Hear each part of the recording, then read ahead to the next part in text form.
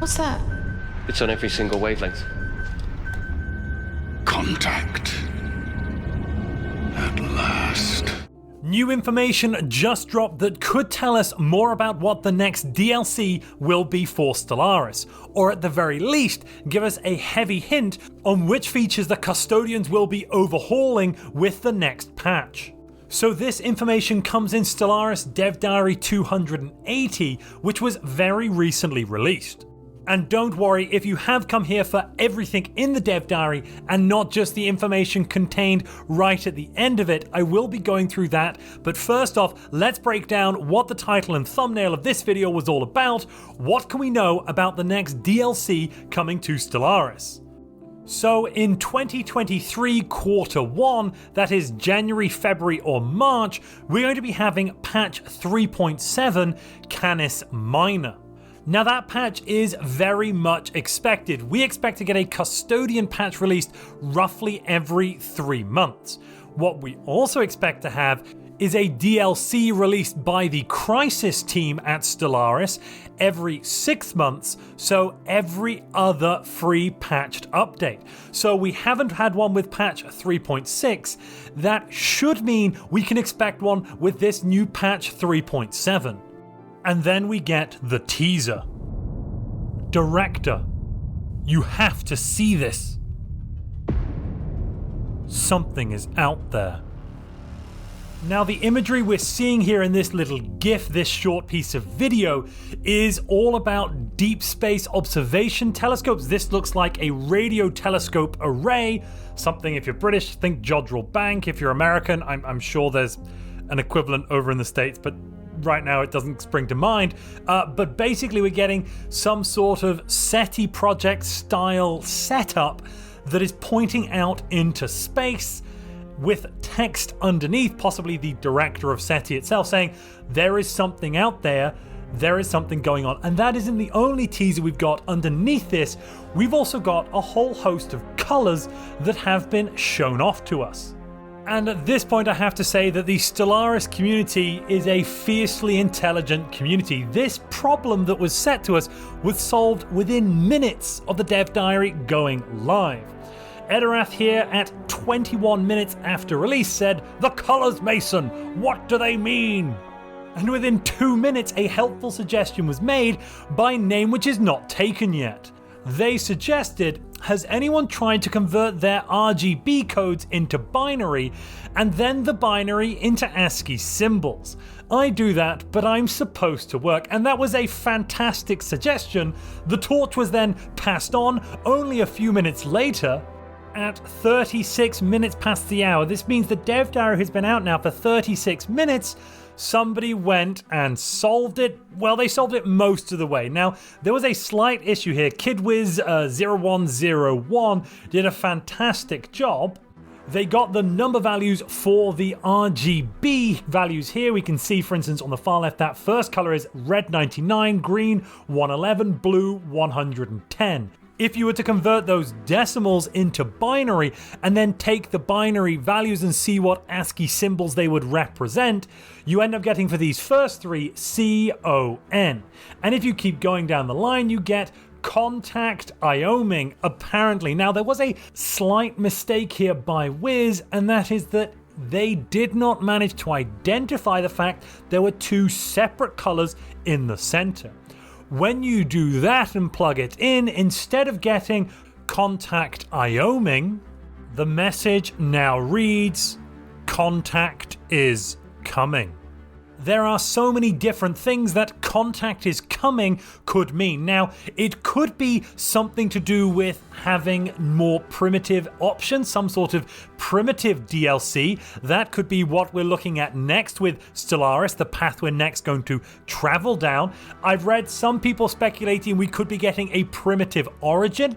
I personally have wanted to try something out like that. There have been some mods that do it relatively nicely. However, as a gameplay experience, I can see why they wouldn't want to include primitive origin in the game, because you could end up with lots of years of kind of boring doing nothing, just waiting for your little planetary civilization to tick over before you get into the proper game of exploring the galaxy and creating your galactic empire. Another suggestion, which I think could be more likely, is that we may be getting another endgame crisis. Now, this suggestion was also made by one of the commenters under the dev diary at about 9 PM, so that's about 11 hours after it came out. Rafs said, check this video from our amazing beloved content creator. I don't know, it could be by anybody. But in this video, what is talked about is the Ultima Vigilis system. That is a new system that was quietly slipped into the game with patch 3.5, where at the edge of the galaxy, something fishy is going on and pest control is coming. Whilst more involved primitive gameplay could be very, very interesting, I do suspect something along the lines of a new crisis may indeed be much more likely. We haven't had another endgame crisis. Actually, I don't think since the original 3 we've had any changes. They've added mid-game crises. We've had the War in Heaven mechanics added. So that is kind of like an endgame crisis, but a new distinct fourth endgame crisis could be forthcoming. But at the moment, all we can do is speculate on whether or not this will not only be something to do with primitives or the crisis, but actually if this is a hint towards what the next DLC will be, or just the next Custodians patch. As of right now, they have not announced another DLC, but according to the time frame that we've read about before and that the Custodian team have originally spoken about, in theory, we could be getting another DLC in the next few months' time. Please let me know your thoughts, let me know your speculation down in the comments below. I would love to hear from you.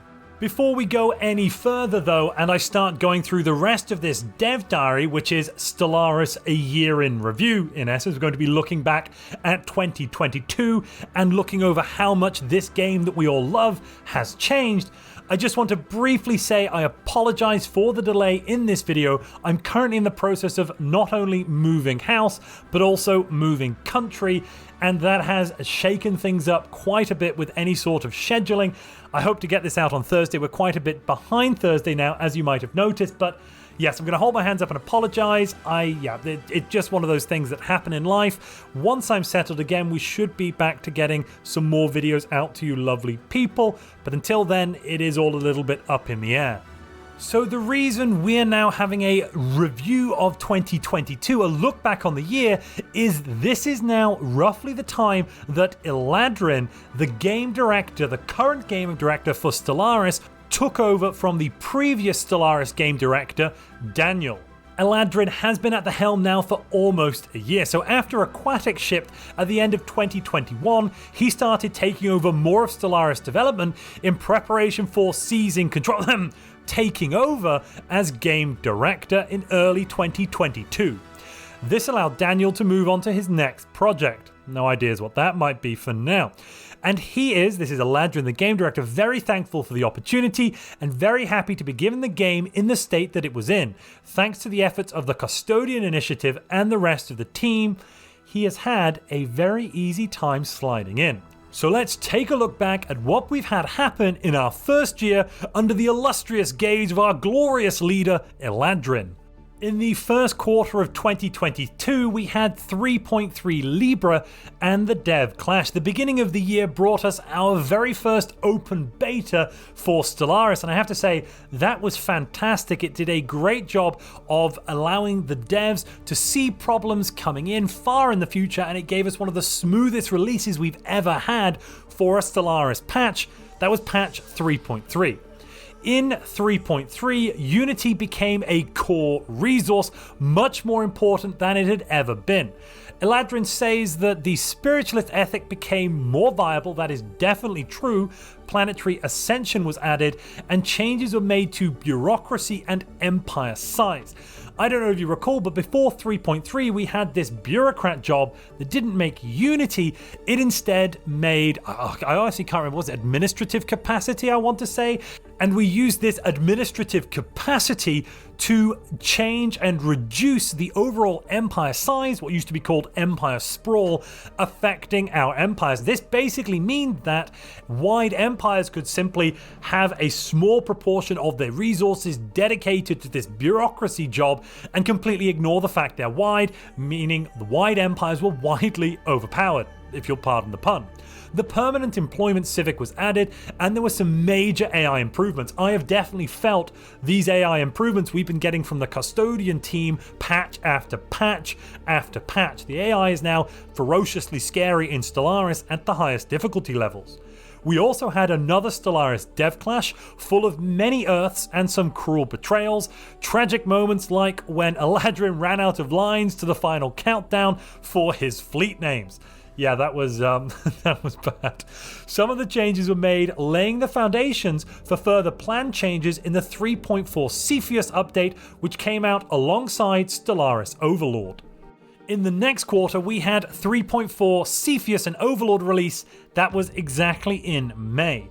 Prior to 3.4, being vassalized was essentially a delayed game over. At some point your overlord would integrate you and you would suddenly lose. The restrictions on subjects were also far too strong, as you are unable to expand or really pursue any diplomatic activities. This meant that you had little hope of escaping the fate of being subsumed by your overlord empire. One of Stellaris Overlord's primary focuses was to make it possible to enjoy playing in either role, that is, not just the Overlord, but also as a vassal. To that end, specialist empires and agreement negotiations were added, and they have gone a long way towards achieving that goal. We've also had new galactic infrastructure added to the game. Hyper relays and orbital rings provide useful mid-game constructions, which change the game significantly when they arrive. Hyper relay networks really speed up the time it takes, or reduce the time it takes, to move your fleets around. Warfare becomes lightning quick in order to reinforce and defend yourselves, and that can be pretty scary when you don't have a hyper relay network and your opponent does. There was, of course, also more AI work and some quality of life improvements like construction ship automation being added back in, because I want to point out here, it did used to be a feature when we used to have construction ships under the control of sectors long ago in the past. There are also some improvements to planetary automation, and that is the player using planetary automation. If you as a player want to use planetary automation, it's now very easy. I think I've done a video on it which pretty exclusively covers everything you can do with it. The UI has slightly changed, but to all intents and purposes, the system fundamentally is the same. Cepheus also brought us the situation system, a powerful tool for content that we'll be using, or at least the game will be using, for a long time.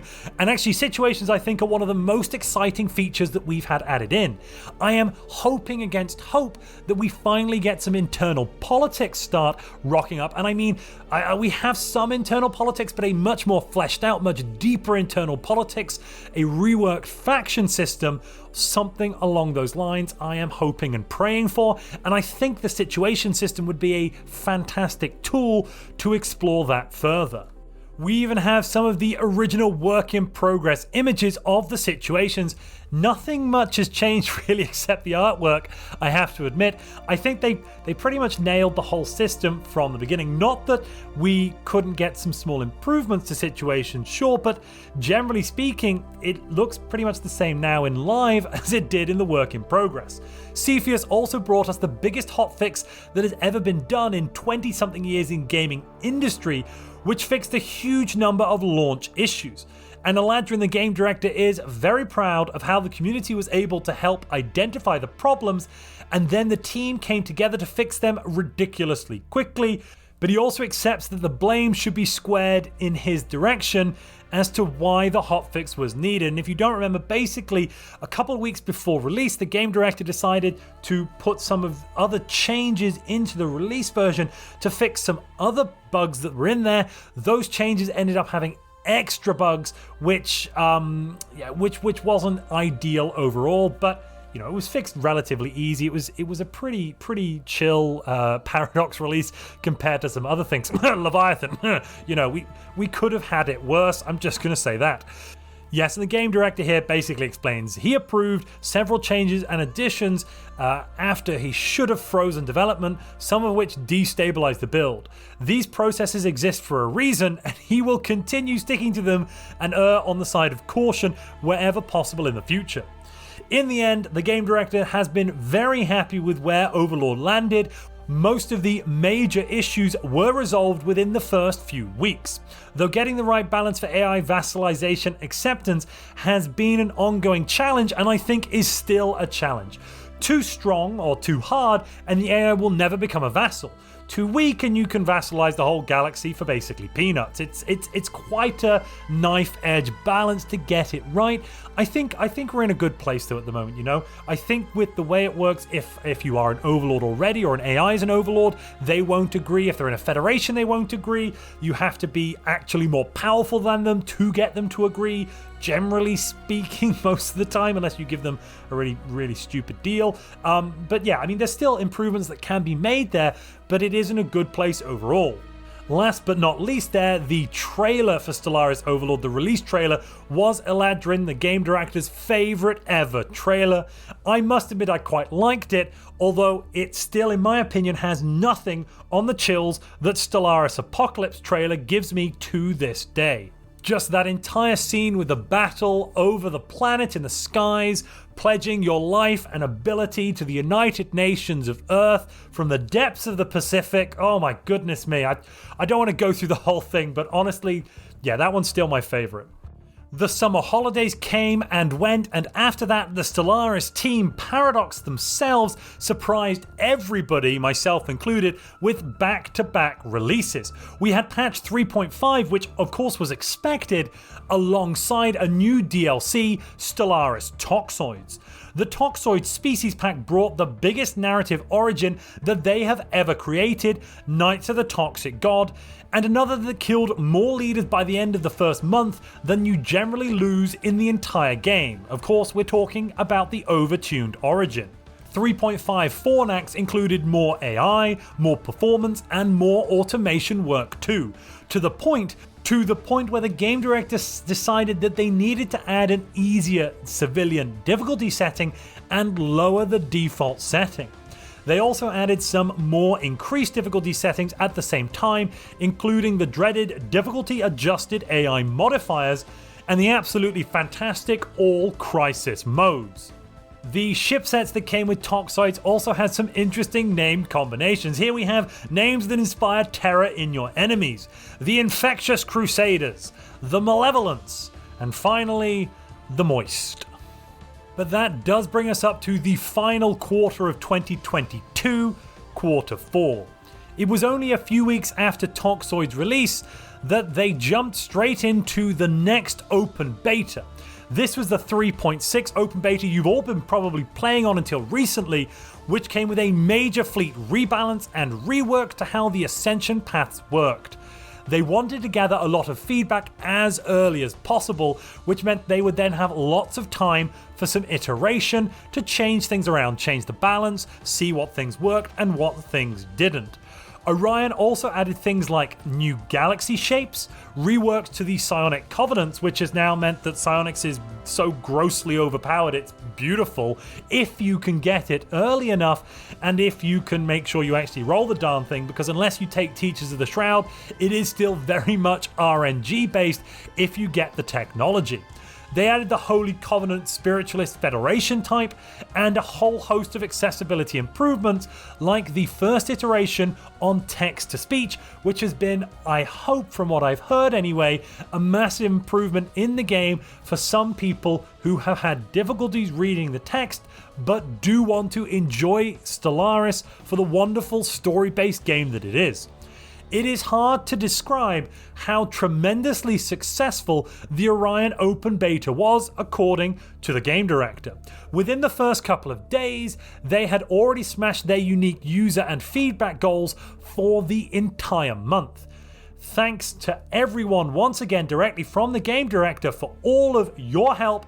That means you probably watching at home in the community for making 3.6 Orion as good as a release as it could be. Of course, there were a few issues. I'm looking at you, 100,000 fleet power dragon in year 30. I mean, it turns out actually you can get that 100,000 fleet power dragon by year 10. If you'd like to know how to do that, comment below and I might make a video outlining how to get the dragon in just the first 10 years. Ragoon, a wonderful content creator and player, has shown the way on that one, but I could outline it briefly if you'd like to know how to basically win in 10 years. The dark side of the Force is a pathway to many abilities some consider to be unnatural. As was mentioned in last week's Dev Diary, they're currently holding the Modjam for 2022 over the holidays. Sign-ups have started. If you want to check that out, jump down to the description here. There should be a link in the description to the Dev Diary. From there, you can find down near the bottom of the page something about the Modjam, and there's a link on how to sign up for that. Modders will get 3 weeks to make something. The winning contribution by community vote will get an ROG TUF H3 wireless headset. That's almost certainly not how you're meant to pronounce that. From Paradox's sponsors at ROG. I'm guessing that's ROG, but I've never actually said it out loud. I've only read it. While second and third place will each get an ROG Canis wireless gaming mouse. That sounds pretty nice, actually. Yeah, that's pretty cool. The topic will be announced. Well, apparently it's already announced. Check out the thread and join in. Let's see what the topic is. And the theme this year is mid-game crisis. You need to create a unique mid-game crisis to do something crisis-like. Now, what constitutes a crisis? Anything that can disrupt an empire or group of empires, a region of space, or even just benefits to a single empire could be considered a crisis, but so could internal events in a single empire be a crisis for that empire or its neighbors.